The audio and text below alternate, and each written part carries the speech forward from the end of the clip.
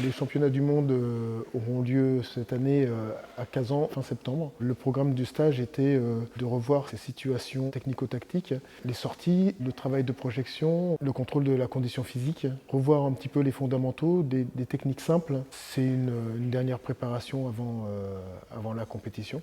On travaille que les points faibles, on renforce les points forts. C'est les entraîneurs équipe de France. Ils nous ont suivis toute la saison, ils savent où est-ce qu'on a évolué, où est-ce qu'on pêche un peu. Tous on sort d'une grosse préparation physique cet été. C'est pour ça aussi je pense qu'il y a eu une partie plus technique, chercher à corriger les petits défauts, parce que les entraîneurs sont conscients qu'on a déjà fourni un gros effort durant les 2 derniers mois. Travailler beaucoup de stratégies, leur donner certains outils qui vont leur permettre d'aborder ces situations de combat d'une façon plus sereine. Le stage objectif de ce week-end, c'est pour préparation cet championnat du monde à Kazan. Donc c'est pour régler les petits points avant de rentrer la scène, avant le spectacle. On essaye en fait de peaufiner les derniers petits détails pour vraiment faire la différence sur le championnat du monde. Travailler un peu le rythme des enchaînements, travailler pour être un peu plus haut sur les sauts, enfin, vraiment gagner les petits derniers points qu'on peut grappiller là, parce qu'il n'y a plus vraiment de progrès technique qui va se faire là, donc là c'est plus de la stratégie en fait.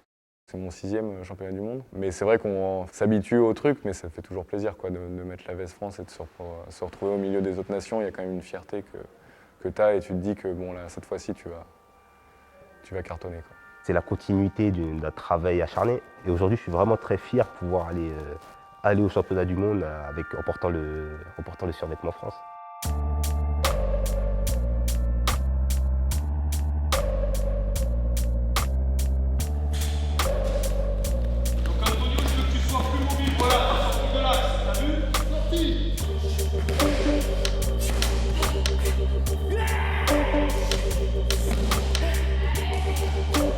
Il y a une domination de la Chine en Taolu qui est très forte. Elle est un peu moins forte en Sanda, mais en Taolu elle est vraiment très forte.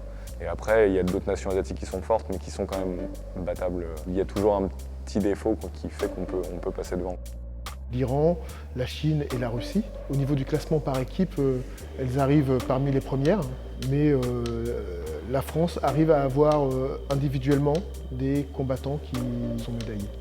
La France est un petit peu en arrière, mais la France reste une des meilleures nations européennes.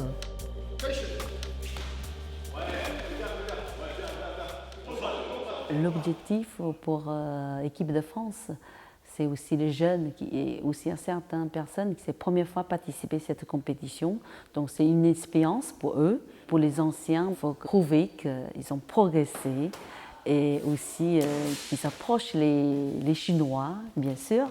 C'est l'objectif que individuellement, chacun essaye de ramener une médaille.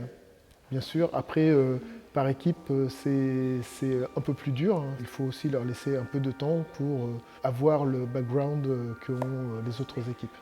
On construit l'avenir de l'équipe de France.